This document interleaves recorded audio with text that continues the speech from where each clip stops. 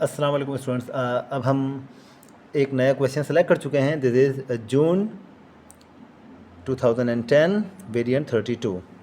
इस question number 2। अच्छा, इस क्वेश्चन नंबर 2 के अंदर देखो बच्चों, हमें बोला गया in this question you will investigate how the attractive forces between two magnets depend on their separation. You are provided with a pair of magnets, one of which is fixed to the bench. You are also provided with some microscope slides, adhesive tape, a loop of cotton, and a Newton meter.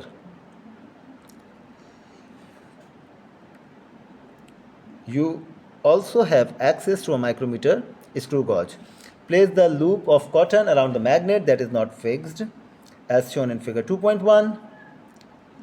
And use the adhesive tape to secure the cotton to the sides. ये देखो बच्चों, ये मैंने इसको कर लिया। मैंने already एक मुझे प्लेन बार मैग्नेट गिवन था, मैंने इस बार मैग्नेट के ऊपर ये कॉटन का लूप लगाया और उस लूप के बाद टेप लगा के इसको हमने फिक्स कर दिया। सही, यही बात मुझे बोली गई थी, यही काम मैंने कर लिया। And this is the fix magnet with the adhesive tape. इसके साउथ को हमने फिक्स कर लिया क्योंकि इसके लूप का जो अपोजिट एंड है रेड, ये नॉर्थ, इसका नॉर्थ इस साउथ से बेसिकली अट्रैक्ट होगा और हमें इसको यहाँ से पुल करना है। सही, अगले पार्ट पे चलते हैं।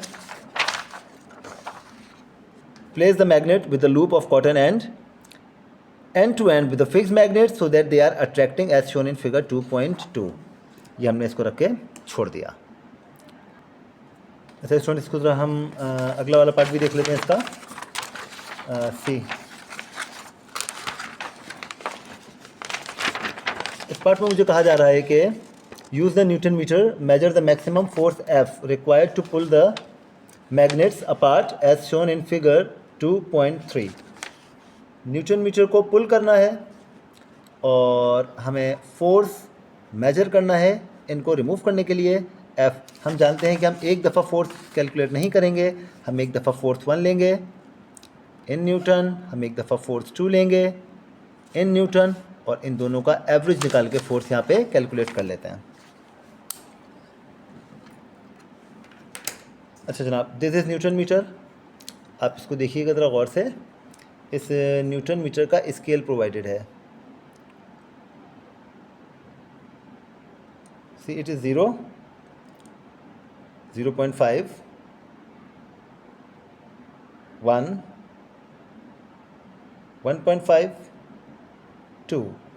अच्छा, अगर ये 0 और 0.5 है, इसके बीच में 5 डिवीजन्स हैं, 0, 1, 2, 3, 4, 5, और 0 से 0.5 तक अगर 5 डिवीजन है तो हम जानते हैं कि each division is of 0.1 Newton.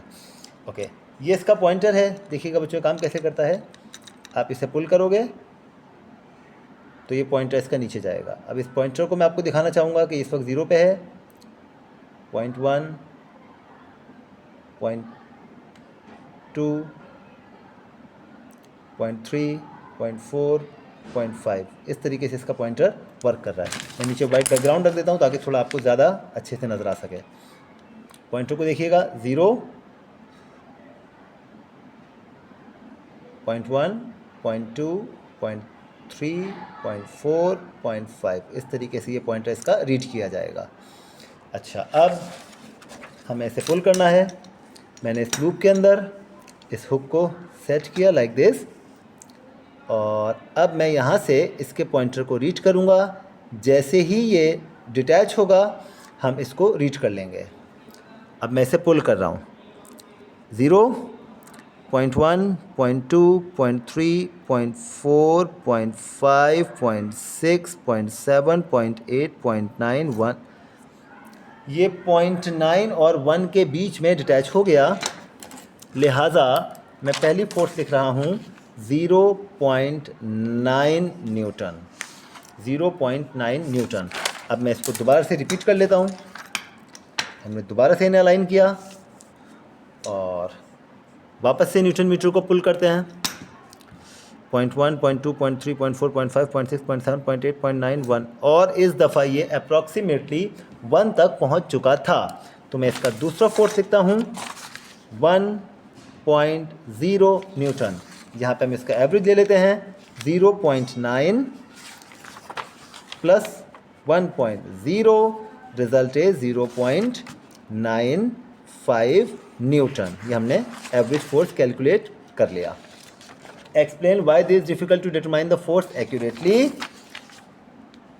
Difficult to read a moving scale and it recoils fast। तो ये इसका जवाब दे दीजिए। बहुत जल्दी से उसने रिकॉइल कर लिया, लिहाजा हम उसको देखने में दिक्कत हुई, प्रॉब्लम हुई। कोई बच्चा लिखता है कि इसका एक्यूरेसी एक्यूरेट नहीं है, the least count of the instrument is more than required, it will also work। Estimate the percentage uncertainty in the maximum force required to separate the attracting magnets, show all your working।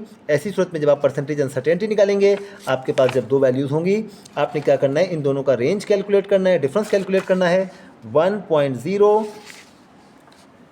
Minus 0.9, इसके range को divide by 2 करना है, इसको upon average data करना है which is 0.95 और times 100 कर देना है। तो 1 minus 0.9 this is 0.1, 0.1 divide by 2 is 0.05 divided by 0.95 times 100। Answer आपका आ जाएगा 5। 0.05 times 100 is 5 upon 0.95, 5 upon 0.95।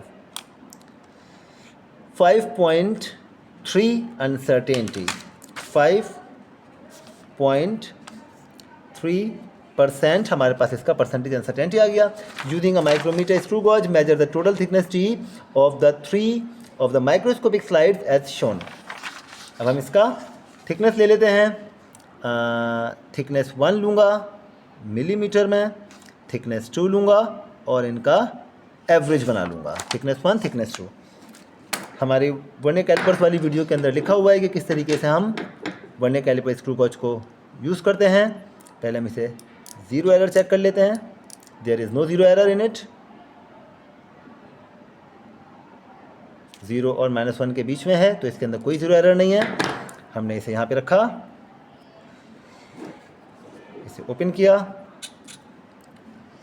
Open करने के बाद इसके बीच में तीनों माइक्रोस्कोपिक स्लाइड्स रखें, पहले एक जगह पे, और स्क्रू गॉज को क्लोज किया। It's done. स्लाइड्स निकाल दें और रीडिंग नोट कर लिया। Main scale reading is 3 mm और vernier scale reading is 27, 3 mm 27। Main scale reading is 3 mm, vernier scale reading is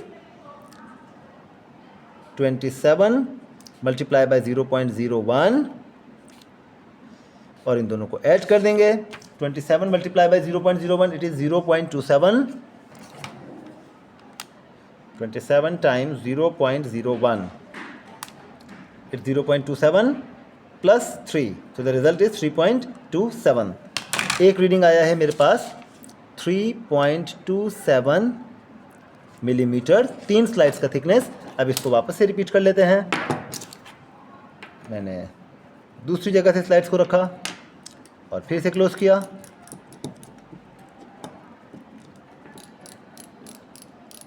it's closed. निकाल दें स्लाइड्स, वापस से रीड कर लेते हैं। 3 mm is the main scale reading and वापस से 27, अगेन 27। तो जो डेटा है मेरे पास दोबारा से 3 mm plus 27 times 0.01 mm, result is 3.27 millimetre. अब यहाँ पे हम इसका एवरेज ले लेते हैं। Average T is 3.27 mm। Explain how you have made this measurement as accurate as possible by taking an average at 2 different places। तो ये इसका जवाब हो गया।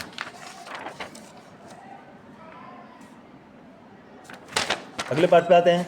Place the 3 slide between the attracting magnets and calculate F. अब हम इन तीनों slides को इनके बीच में रखेंगे मैग्नेट्स के, लाइक दिस, ऐसे तीनों स्लाइड्स रख दिए हैं। और अब दोबारा से आपने इसका फोर्स मेजर करना है। हम फोर्स पे आ गए। अच्छा, मेक श्योर एक तरफ इसके न्यूटन होता है बच्चों और एक तरफ इसके मास होता है इन ग्राम्स, तो ये गलती मत कीजिएगा, न्यूटन मीटर ही रीड करना है आपने फोर्स मेजरमेंट के लिए। अब हम इसका वापस से पुल करेंगे और फोर्स मेजर करेंगे। 0.1, 0.2, 0.3, 0.3 और 0.4 से थोड़ा सा पहले। तो first force is F1,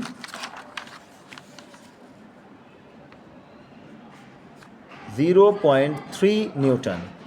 F2 calculate कर लेते हैं, F2 ऑब्जर्व कर लेते हैं। अच्छा जनाब, 0.1, 0.2, 0.3, 0.4 दूसरी वैल्यू मेरे पास आई है 0.4 न्यूटन। ये दो वैल्यूज आ गई, इसका कैलकुलेट कर लेते हैं। Average 0.35 Newton.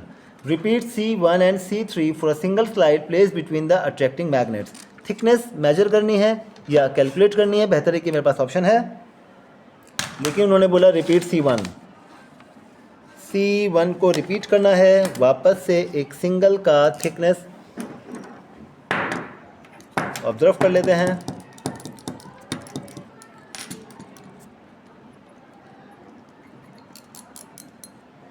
Main scale reading is 1,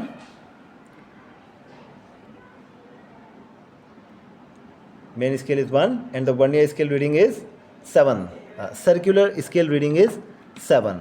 1 mm main reading, 7 is the one screw gauge reading. 1 mm plus 7 times 0.01 mm, result is 1.07 millimeter. और एक दफ़ा फिर इसको दूसरी जगह से रीड कर लेते हैं।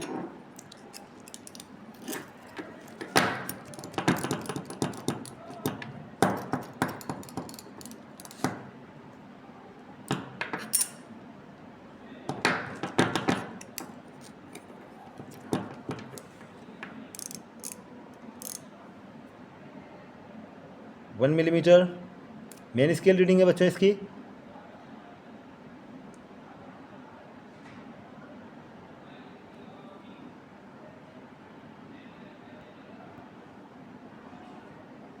वन मिलीमीटर और 7 इसका vernier scale reading, screw gauge का रीडिंग है थिम्बल स्केल।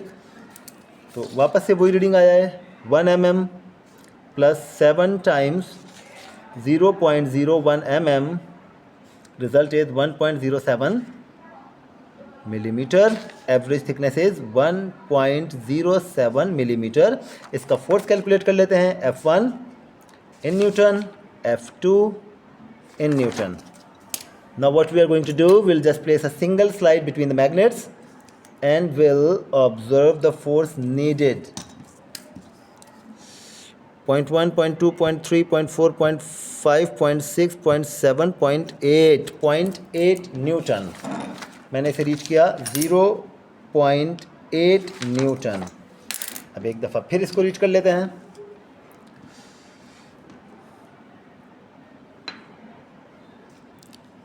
Point 1, 0.2, 0.3, 0.4, 0.5, 0.6 Newton.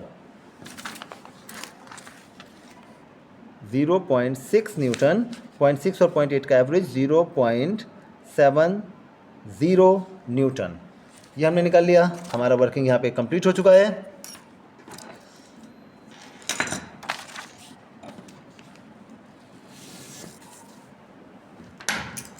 अब इसका कैलकुलेशन वाला पार्ट देख लेते हैं बच्चों।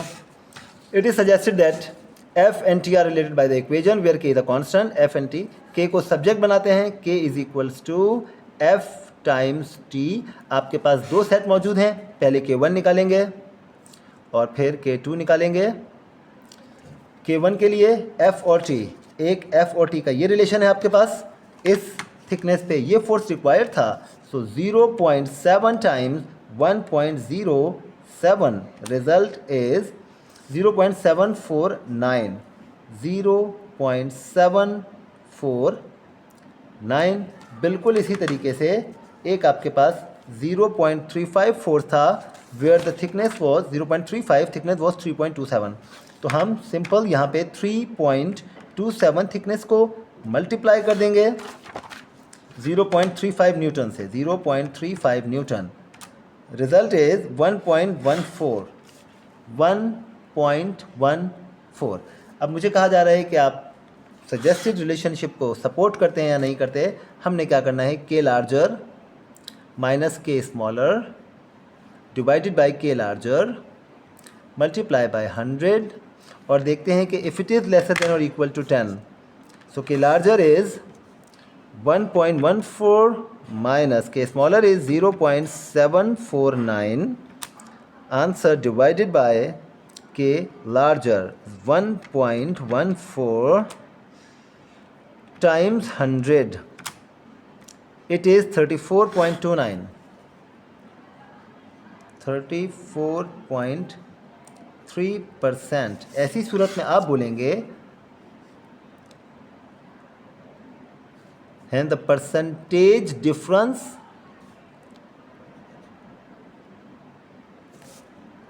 is more than the assigned limit due to